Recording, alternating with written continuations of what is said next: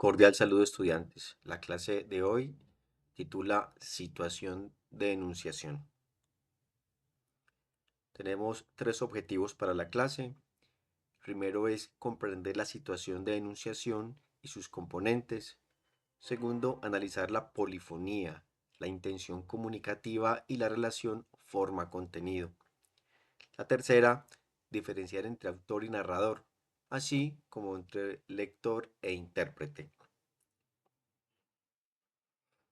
Bien, empecemos a modo de introducción. La situación de enunciación, digamos que es el contexto en el que se produce un enunciado. Esto está determinado por factores como quién habla, a quién se dirige, con qué intención y en qué circunstancias. Si miramos bien esto, son elementos que hemos visto en clases anteriores. Quién habla como uno de los elementos de la comunicación, es decir, el emisor, a quién se dirige, ¿cierto? Se dirige a el receptor, otro elemento de la comunicación, con qué intención está relacionado con la clase de funciones del lenguaje, eh, que nos hablaba de que la comunicación se da, o estas funciones del lenguaje se dan de acuerdo a la intención con la que se va a comunicar y en qué circunstancias. Entonces, este concepto es clave en el análisis del discurso y la pragmática. Empecemos con lo dicho y lo referido. ¿Qué es lo dicho? Lo dicho se refiere al contenido explícito de un enunciado, es decir, las palabras exactas, textuales, tácitas del emisor, es decir, de quien habla o escribe, ¿cierto? Mm, Lo referido, por otro lado, es el contenido que está implícito o la realidad a la que el enunciado apunta, ¿cierto? Lo referido es aquello que subyace a lo que está dicho, aunque no esté tácitamente allí, ¿cierto? Aunque no esté de manera explícita. Aquí traigo un ejemplo. Hoy hace frío. Hoy hace frío es lo dicho, ¿cierto? Es la frase exacta. ¿A qué se refiere? Lo referido es la temperatura baja del momento.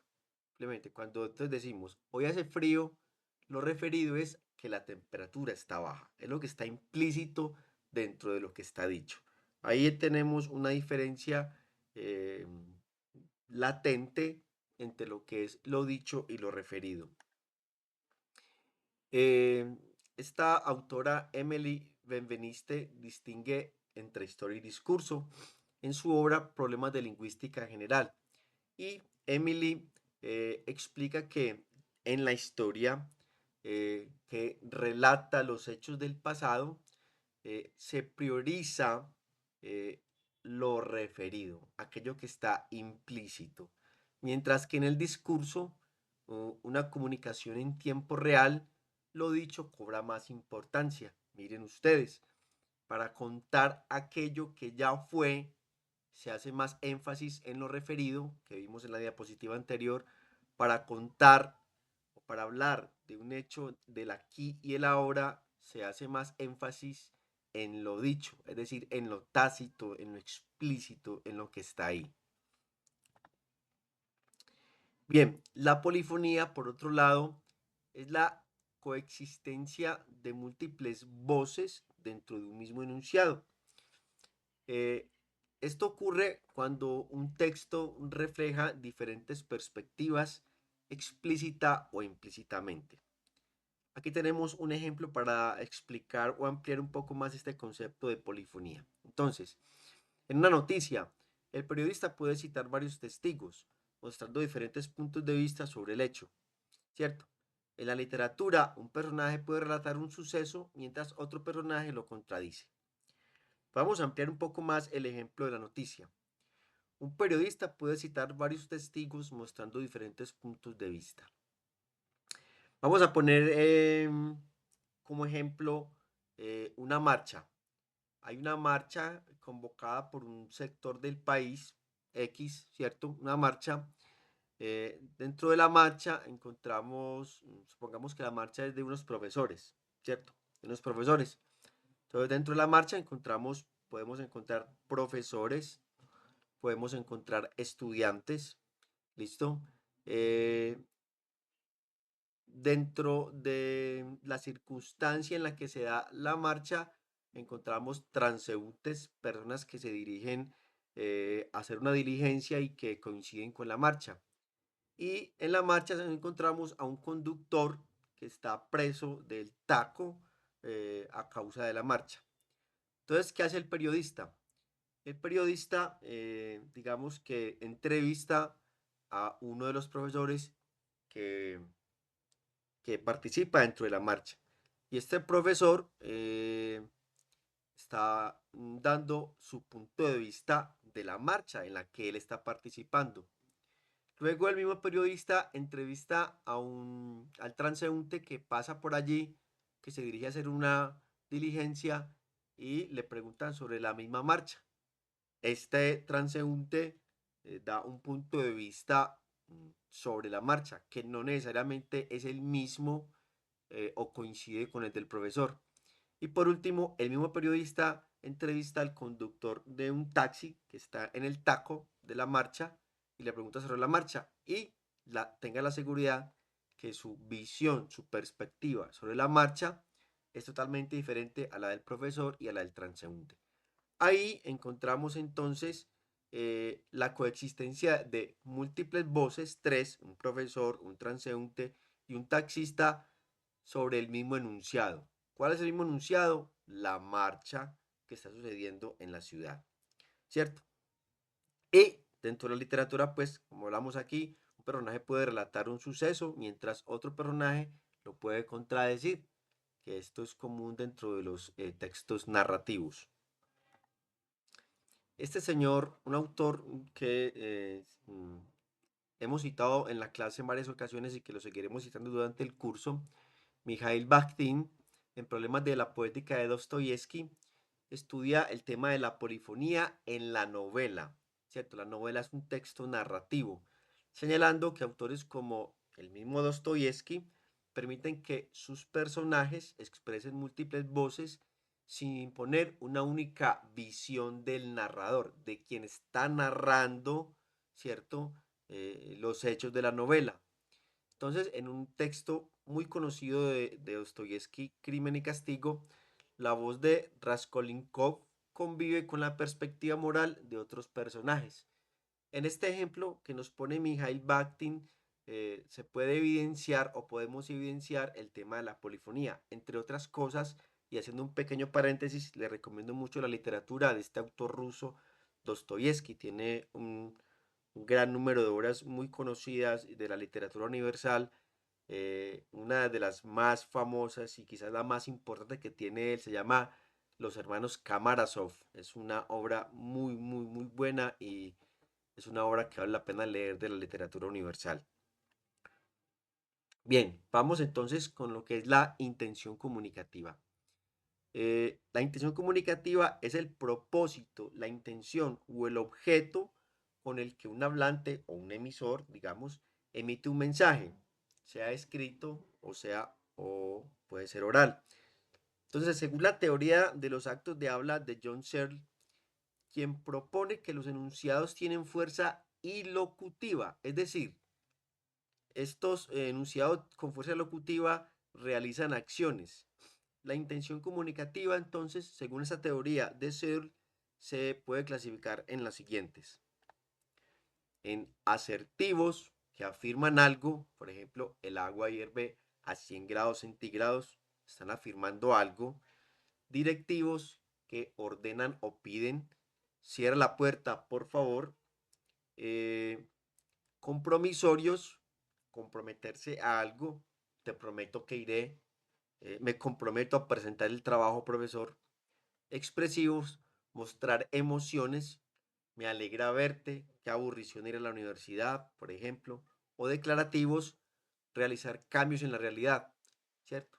Entonces, cuando una pareja de novios está contrayendo nupcias y el sacerdote dice, los declaro marido y mujer, hay un cambio en la realidad. Antes de la declaración o de la bendición, eran simplemente novios. Ahora, después de la declaración o bendición, ya son marido y mujer, ¿cierto? Entonces, tenemos acá un ejemplo. Si un profesor dice, estudien para el examen del viernes, la intención comunicativa es directiva, ¿cierto? Está ordenando o pidiendo, ¿cierto? ¿Por qué? Porque la intención, el objeto es que los estudiantes realicen una acción. ¿Y cuál es la acción que pretende esta directiva?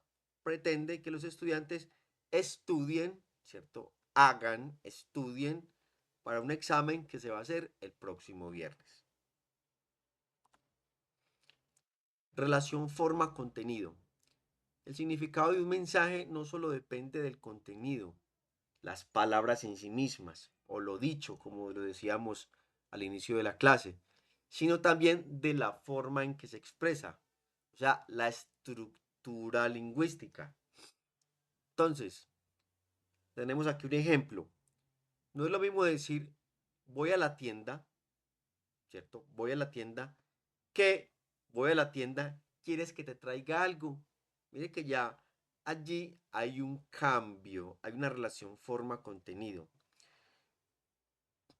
En poesía, la disposición métrica y la rima influyen en la interpretación del mensaje. ¿Por qué dentro del tema de la poesía, para quienes se interesen en la poesía, la disposición métrica y la rima eh, influyen en la interpretación del mensaje? Por lo siguiente.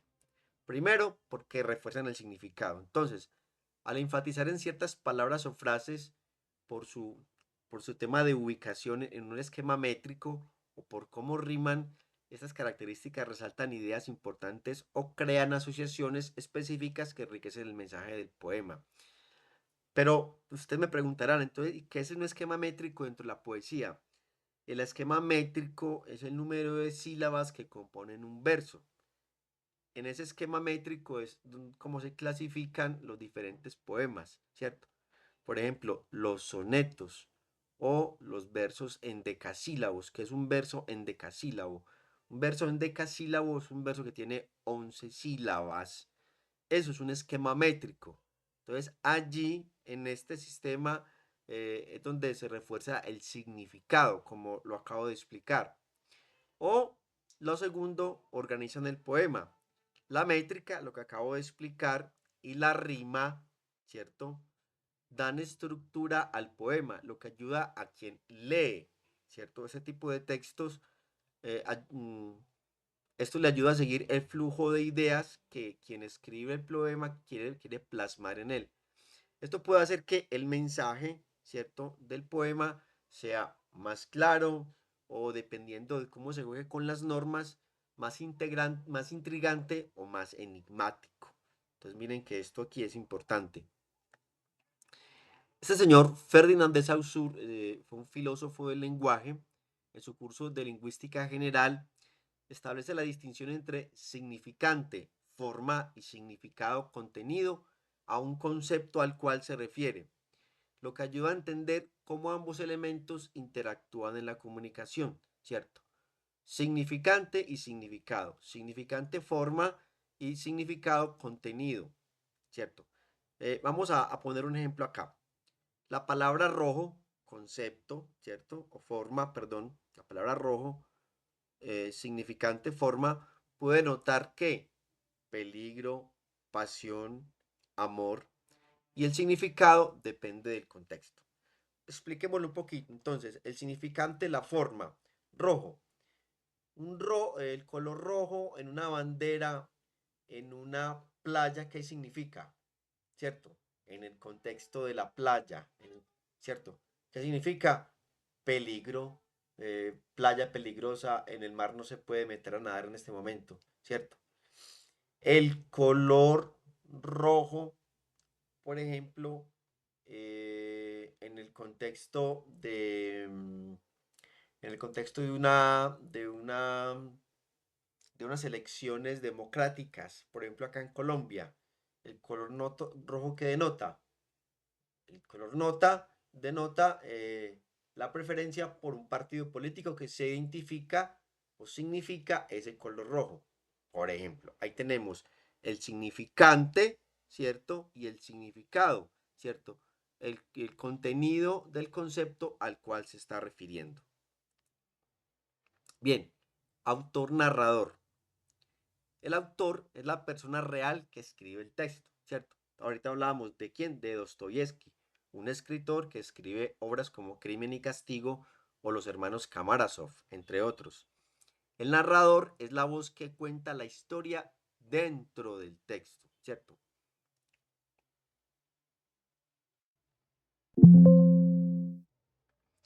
Un ejemplo, en la obra de Cervantes Saavedra, El Quijote de la Mancha. Cervantes Saavedra sabemos que es el autor del Quijote, pero el narrador, quien narra la historia, es un personaje ficticio y en ocasiones se presenta en la obra como el historiador Cid Hamed Benengeli. Ese es el narrador de la historia del Quijote de la Mancha de Cervantes Saavedra. Gerard Gente clasifica los tipos de narrador. Hay varios, ¿cierto? Aquí nos referiremos a algunos. El narrador heterodiegético, que es externo, es un narrador que es externo a la obra. El narrador omnisciente, es decir, este es una figura narrativa que lo sabe todo acerca de la historia que está contando. Este es importante. Este narrador que es omnisciente es aquel que conoce toda la historia, conoce todos los personajes, conoce la historia de cada uno de los personajes y es lo que Gerard Gente denomina como narrador heterodiegético. Entonces, como lo decía en un momento, este tipo de narrador tiene un pleno conocimiento y absoluto de todos los personajes, de lo que piensan, de lo que sienten, de sus intenciones, ¿cierto? Del contexto de todos los eventos que se dan dentro de la obra. Entonces, aquí tenemos un ejemplo. Este narrador podría describir de manera simultánea lo que está pensando un personaje principal, lo que ocurre en un lugar distante y cómo esos eventos podrían converger en el futuro. Eso es un narrador heterodiegético que encontramos mucho en la literatura. Pero hay un narrador homodiegético, que es un personaje dentro de la historia, que es narrador, testigo o protagonista. Esto lo encontramos, voy a poner un ejemplo de una obra que ustedes, pues, según mi plan principal de trabajo de la materia, iban a leer, pero ya por disposiciones de la facultad no. Entonces iban a leer una pequeña obra literaria llamada San Manuel Bueno Mártir de un autor español llamado Miguel de Unamuno. Y en esta obra se presenta este tipo de narrador, el narrador homodiegético. Y en esta obra la historia la cuenta un personaje que está inmerso en la misma historia, llamada Ángela Carvalino.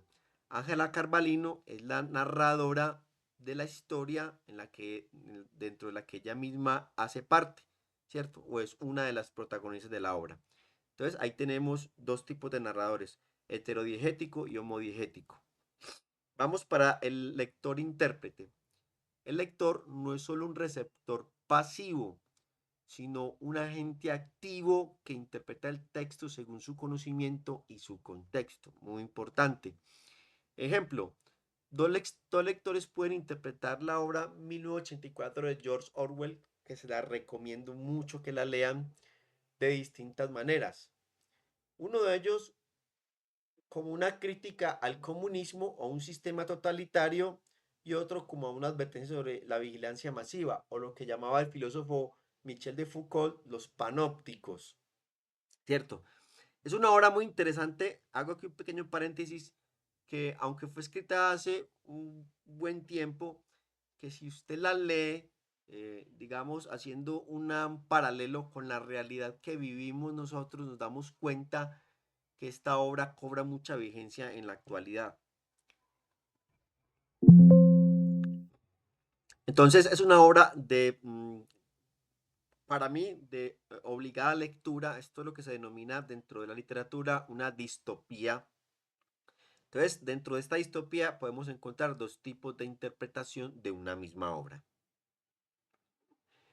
Por último, este gran pensador y escritor, Umberto Eco, italiano, que murió hace un par de años, en su obra Lector in Fábula, propone el concepto del lector modelo, es decir, aquel que sigue las pistas del texto y construye significados con base en su conocimiento, ¿cierto? Entonces, este lector modelo, digamos que cuando habla Humberto Eco, que construye significados con base en su conocimiento, es decir, es un lector que ya trae un bagaje de conocimientos previos a la hora de acercarse al texto. Con eso, estudiantes, entonces, terminamos esta clase. Eh, Espero les sea de buen provecho para su formación y la puedan visualizar en el momento en que la suba al campus virtual. Para todos, cordial saludo.